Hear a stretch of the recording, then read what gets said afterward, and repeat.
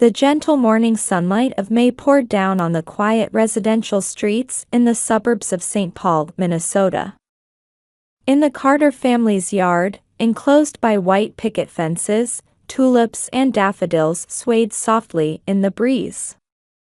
In the well-maintained front garden, the marigold seedlings that Daniel had planted with the children last weekend were just beginning to sprout their adorable shoots. Olivia, Noah. Breakfast is ready. Rachel called out from the kitchen toward the living room. On the open kitchen's island counter, pancakes were laid out, the children's favorite. On weekends, she made an effort to prepare more elaborate breakfasts. Alongside the pancakes topped with blueberries and bananas, she had also set out homemade granola and yogurt. Coming.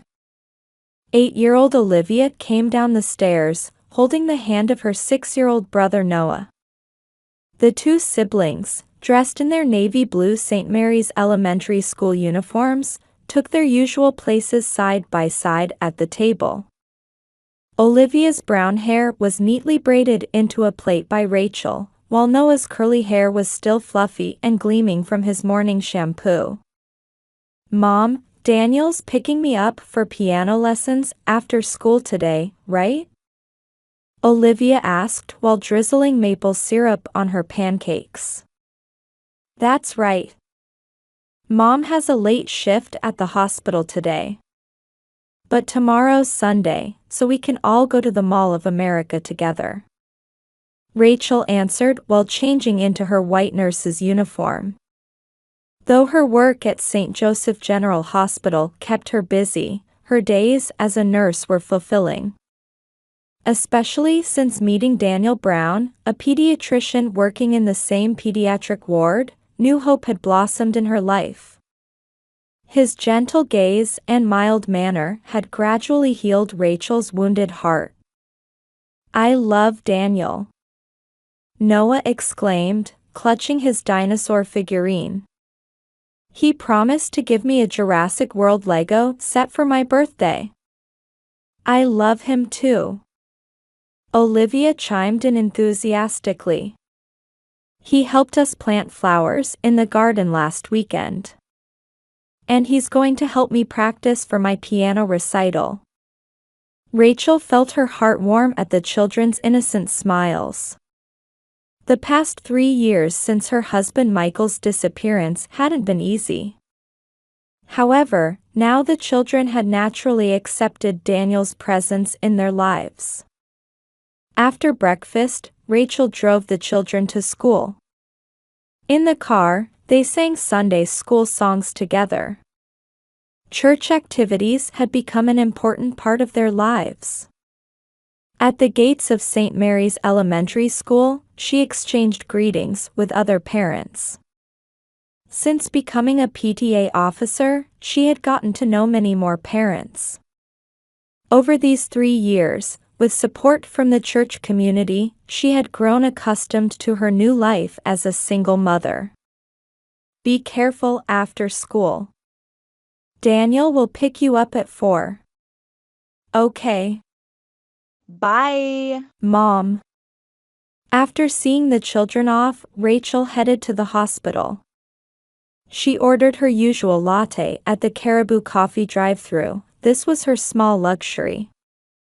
After parking in the hospital lot, she received a notification on her smartphone. It was a message from Daniel. "Have a wonderful day. Don't worry about picking up the children. I'll make dinner for them tonight." Rachel smiled naturally at his kindness. Daniel, though divorced himself, was a sincere and thoughtful man. Over 3 years working together in pediatrics, they had naturally grown close.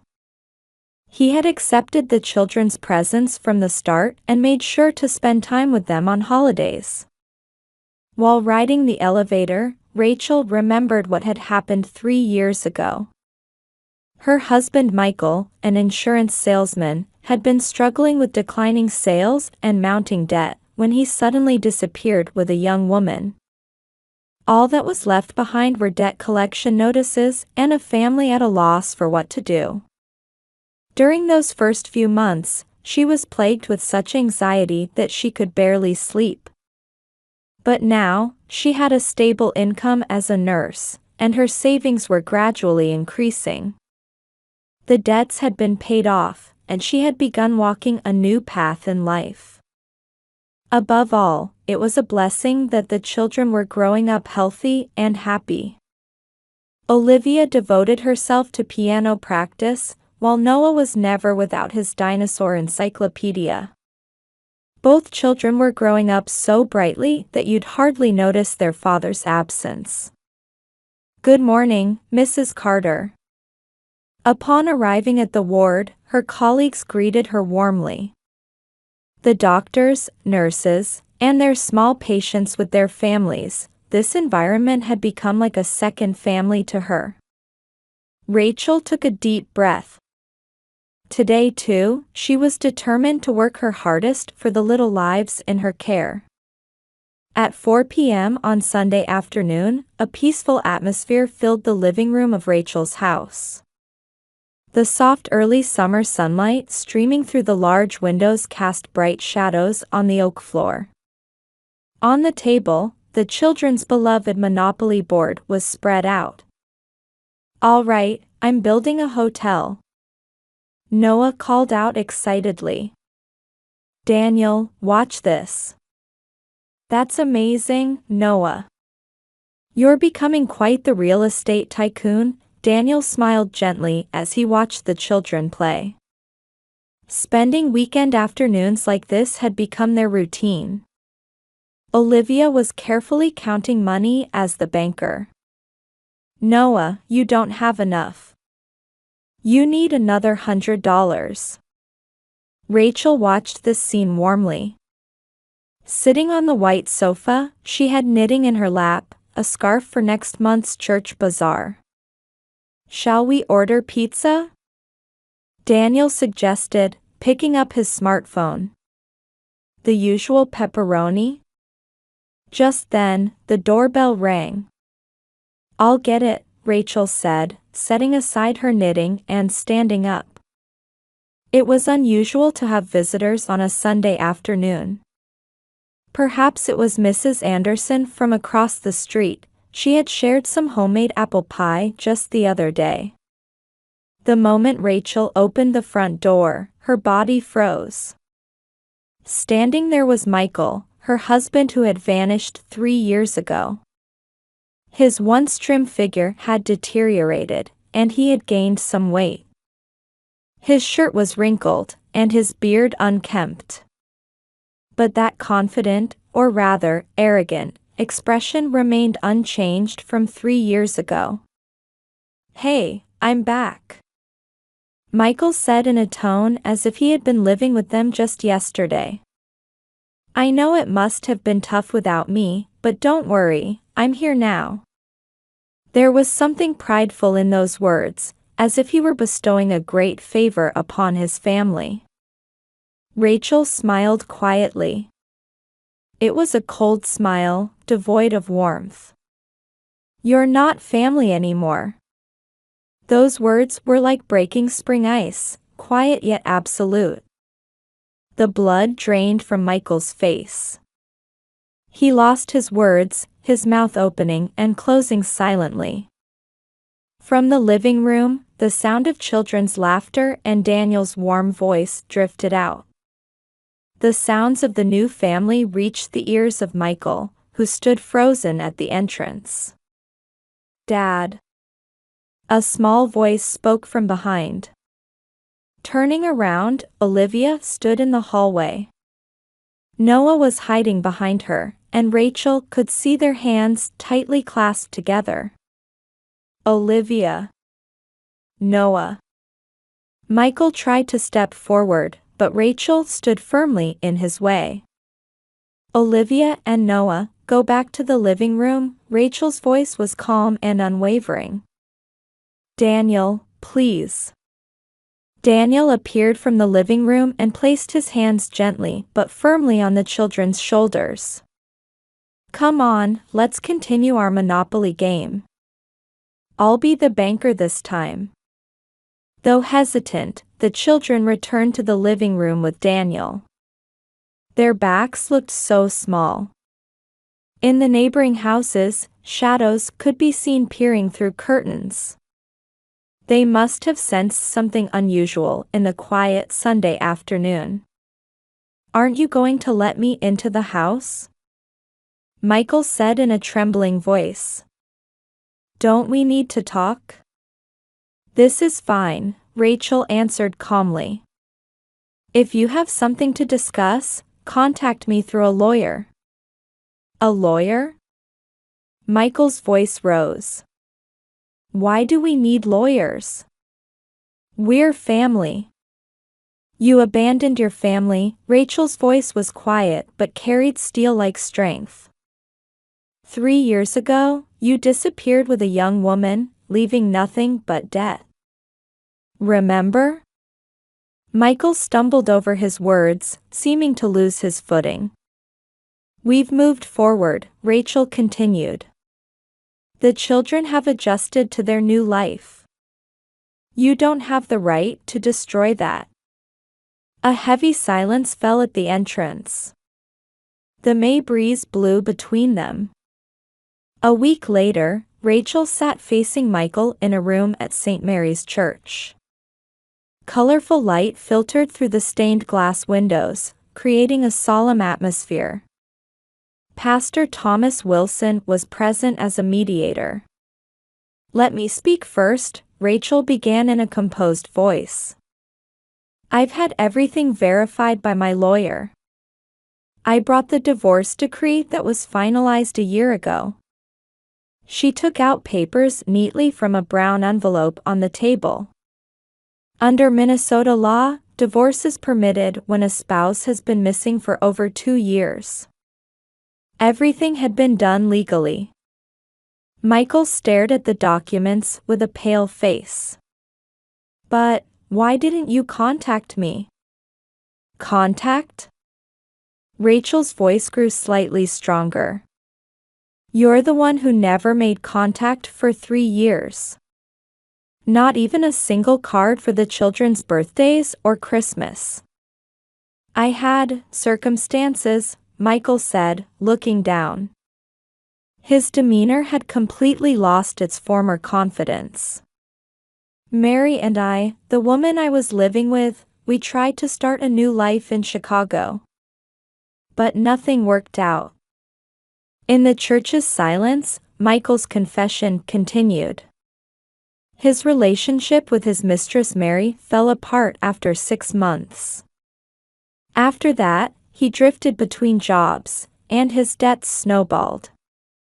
Finally, unable to return even to his parents' home, he had been living a destitute life in a Chicago motel. "And then I realized the importance of family." Michael's voice trembled. "Please let me try again." Rachel sighed deeply and looked out the window. In the church garden, Sunday school children were playing. Among them were Olivia and Noah, happily playing tag with other children while Daniel watched over them. "Let's talk about the children." Rachel turned back to Michael. "Olivia is in 2nd grade now. She loves her piano lessons that she started last year, and she has her first recital next month. Noah is in kindergarten.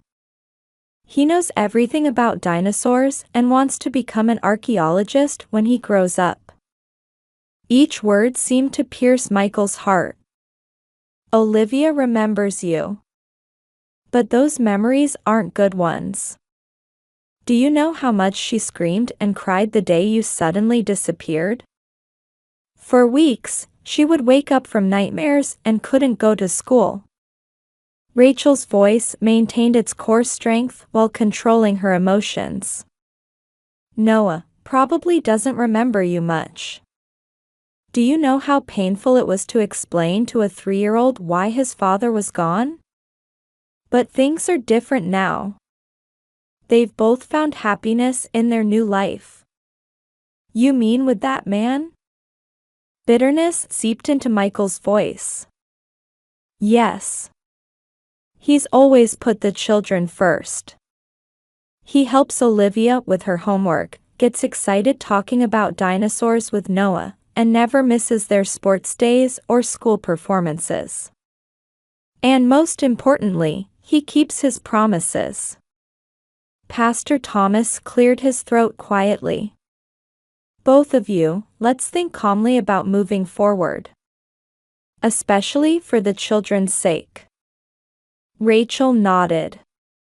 I have a proposal. Let's proceed gradually with visitation rights. First with a counselor present. Wait, Michael interrupted. Do I have that right? At those words, Rachel showed a soft expression for the first time. You are their father. That fact won't change. But trust isn't rebuilt overnight. Children's hearts are especially delicate. The church bells rang 3 times, signaling the end of Sunday school. We need time to think, Rachel said as she stood up. Let's work out specific visitation schedules through our lawyers. And she hesitated for a moment but continued. Have you contacted your parents? They've been worried too. Michael hung his head and shook it slightly. Well, maybe that's where you should start. Rachel's voice carried a hint of kindness. They must be waiting for you. Before leaving the room, Rachel paused by the window. In the church garden, Olivia was making a flower crown and placing it on Noah's head. Daniel was taking their picture. The scene was beautiful and peaceful, like a painting. We chose to move forward, Rachel said quietly but firmly. You should move forward with your life too. But that doesn't mean destroying our new family. Michael couldn't respond to those words. He understood painfully well that the family he saw before him was now beyond his reach. As June began, the marigolds in Rachel's garden bloomed with vibrant yellow flowers. On a Sunday afternoon, four people gathered around the dining table in the living room for a family meeting. Sunlight streaming through the windows cast dappled shadows on the oak table. Shall we begin? Rachel looked around at the children and Daniel. This is an important discussion, so I want to hear everyone's feelings. Real estate documents were spread out on the table. Photos of a single-family home in a quiet residential area near the Mall of America. It was about 15 minutes from their current house and close to the school. Are we moving to a new house? Olivia asked with an anxious expression. Yes, but before that, there's something important we need to discuss. Rachel chose her words carefully. Last week, I met and talked with your father at the church, with Pastor Thomas present. The children's expressions clouded over. Daniel quietly placed his hands on their shoulders. Did Dad say he wants to see us? Olivia's voice trembled. Yes, but your feelings come first, Rachel continued in a gentle but firm tone. You don't have to meet him if you don't want to. We'll think about how to proceed together, with Jennifer, the counselor. Noah spoke in a small voice. I don't really remember Dad. That's natural, Rachel hugged her son gently. You were only 3 years old then. Olivia spoke with a serious expression. I'm still scared to meet Dad. When he suddenly disappeared, and then suddenly came back. Tears welled up in her eyes. Daniel quietly offered her a tissue. It's okay, Olivia. Rachel held her daughter's hand. We'll take it slow, respecting your feelings. That's why today, I want to start by talking about the new house. Daniel picked up the documents. This house has a room for each of you. The backyard is big too. We could make a dinosaur play area that Noah would love. My own room, really? Olivia's eyes sparkled. Can I have my piano in there? Of course, Rachel smiled. The living room is spacious too, so you can practice lots for your recitals. Can I have dinosaur wallpaper in my room? Noah asked with an expectant expression. Sure, we'll pick it out together, Daniel answered.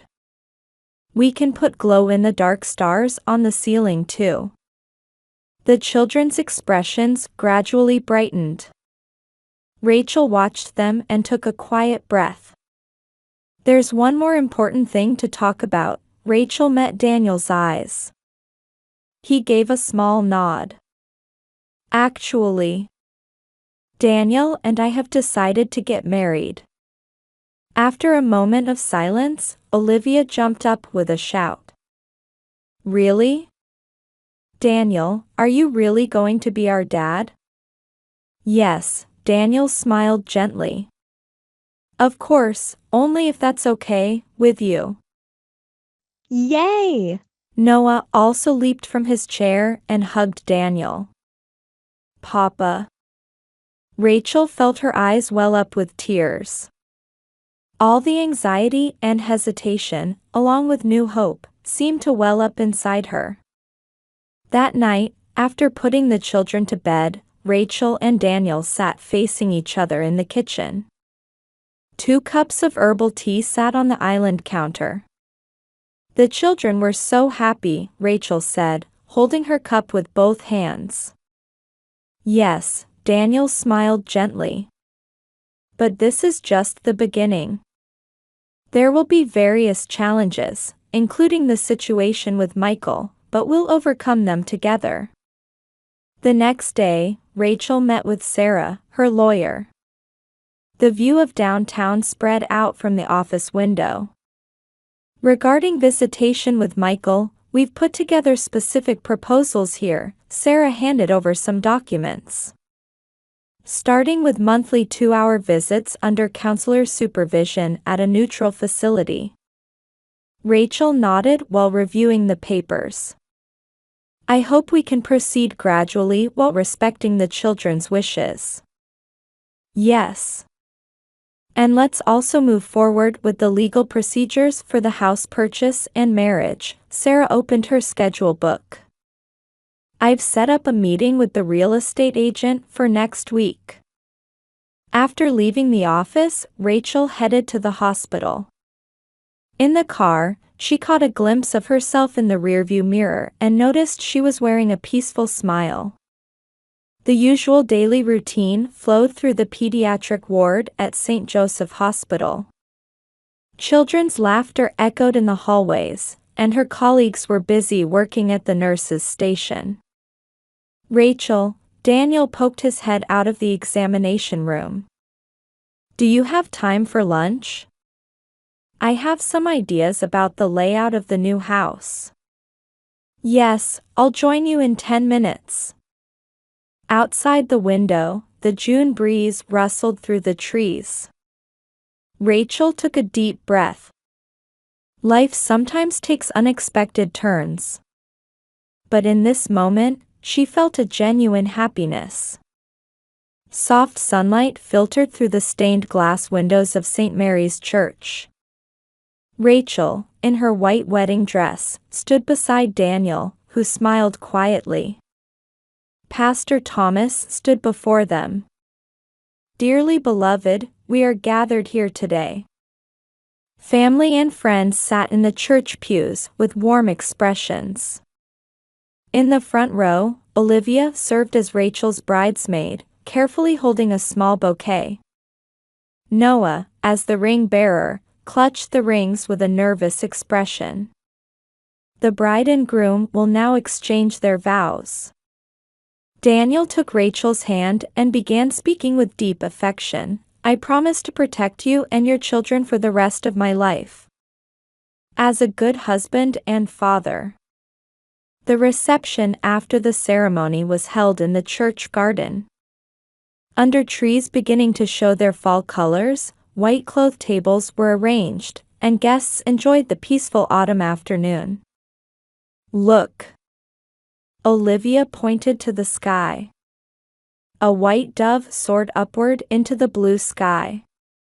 Life in their new home had gotten off to a good start. As promised, glow-in-the-dark stars adorned the ceiling of Noah's room, and a new piano was placed in Olivia's room. On weekends, the family enjoyed gardening together, and they had even created a small vegetable garden in the backyard. Visits with Michael were also progressing gradually. Once a month, they met at the community center with a counselor present. Though the children were tense at first, they were slowly building a new relationship with their father. Michael himself had begun a new life with his parents. He had started working at a local insurance company and was continuing with counseling. He never failed to send cards and letters for the children's birthdays. Mom, look. One Sunday morning, Noah called out from the backyard. The tomatoes are turning red. Rachel and Daniel looked out from the kitchen into the garden. They smiled at each other while preparing breakfast. Olivia had started her piano practice, and Bach's melody resonated throughout the house.